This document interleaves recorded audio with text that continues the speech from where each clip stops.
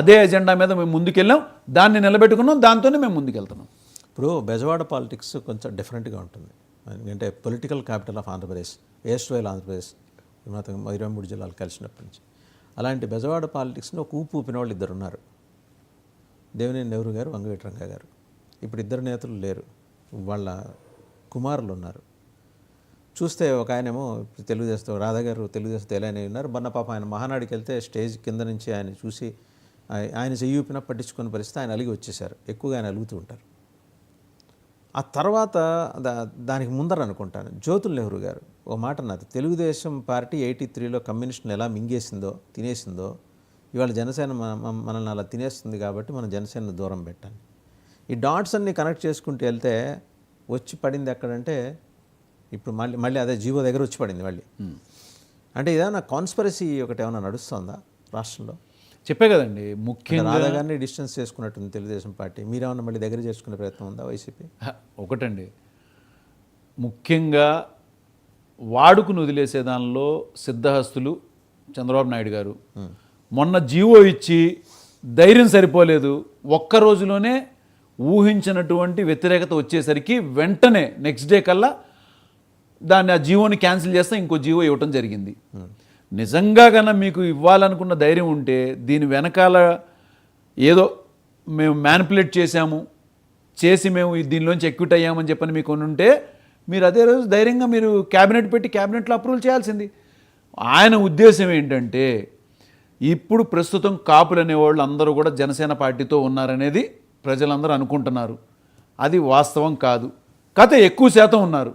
ఇట్లాగన ఆ పార్టీ మెల్లిమెల్లిగా బలం పుంజుకుంటే రానున్న రోజుల్లో కాపులే గన బలం పుంజుకుంటే తిరిగి మళ్ళీ మనం ఉనికి చాటుకోవడం ఇబ్బంది అవుతుందని చెప్పని చంద్రబాబు నాయుడు గారికి తెలుసు. కాబట్టే ఒక్కొక్కళ్ళుగా అది ప్రతిపక్షంలోనే ఉండనండి, స్వపక్షంలోనే ఉండనండి, లేదా వాళ్ళు మద్దతు తీసుకున్నటువంటి కానీ జనసేన తరపున మద్దతు తీసుకున్నది అందరినీ ఒక్కొక్కళ్ళుగా వాళ్ళు. మీ పార్టీలో అంత టవరింగ్ పర్సనాలిటీస్ ఎవరున్నారండి కాపుల్లో చెప్పండి?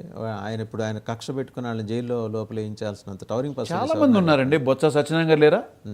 బొత్స సత్యనారాయణ గారు పెద్ద నాయకులు కదా, అంబటి రాంబాబు గారు పెద్ద నాయకులు కదా, తోట త్రిమూర్తి గారు పెద్ద నాయకులు.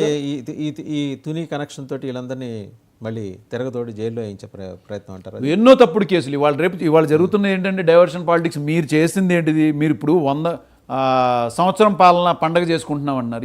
ఏం సాధించారని పండగ చేసుకుంటున్నారు మీరు? ఏదన్నా మీ మేనిఫెస్టో, ఇప్పుడు జగన్మోహన్ రెడ్డి గారు మేనిఫెస్టో అనౌన్స్ చేశారండి.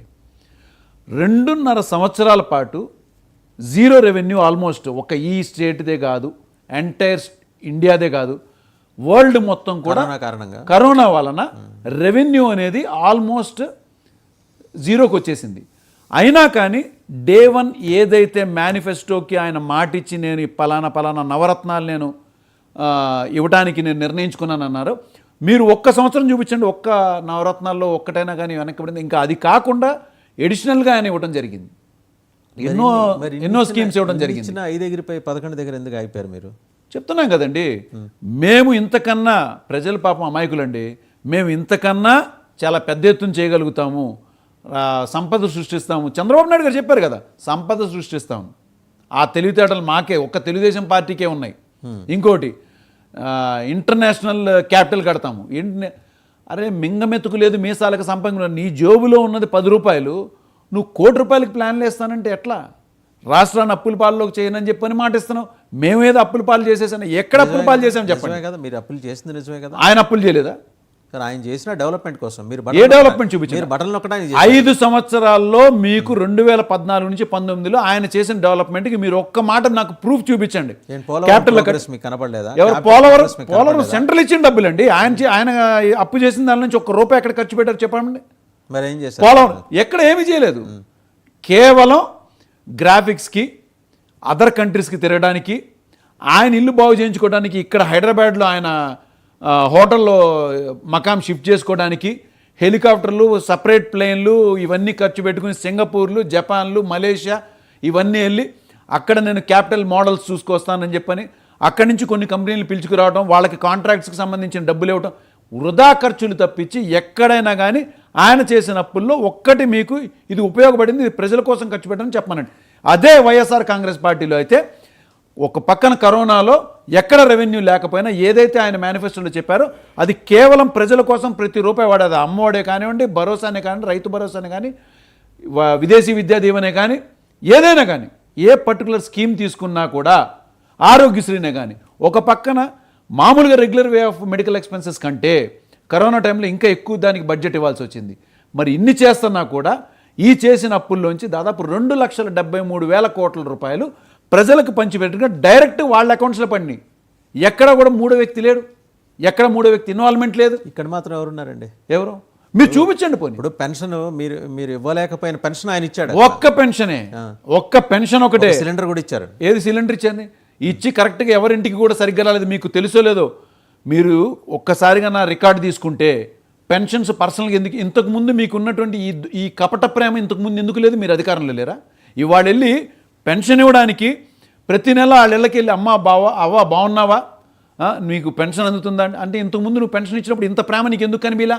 ఇవాళ ఎందుకు వెళ్తున్నారు తెలుసా అండి మీకు? 2014 నుంచి 19లో 34 లక్షల మందికి మాత్రమే పెన్షన్ అందింది, వృద్ధాప్య పెన్షన్. కానీ జగన్మోహన్ రెడ్డి గారు వచ్చిన తర్వాత 66 లక్షల మందికి పైన వృద్ధాప్య, అంటే దాదాపు డబల్కి పెంచడం జరిగింది.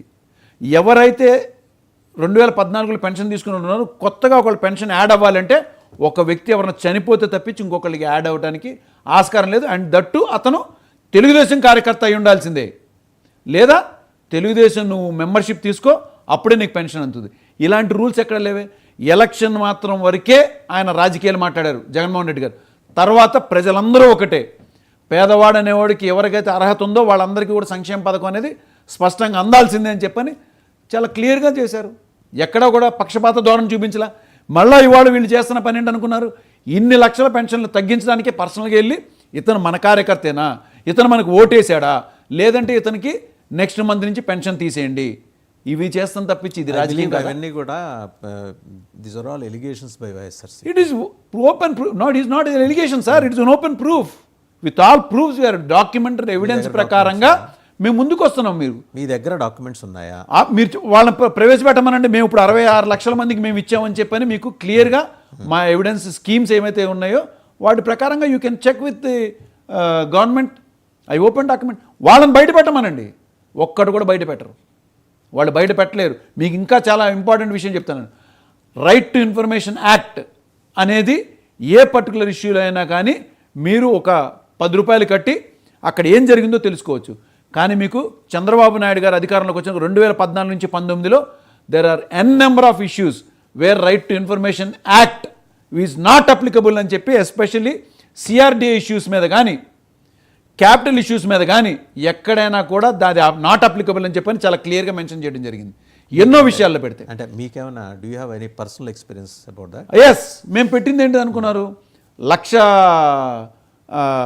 లక్షకు పైగా ఇటుకలను అమ్మారు చూసి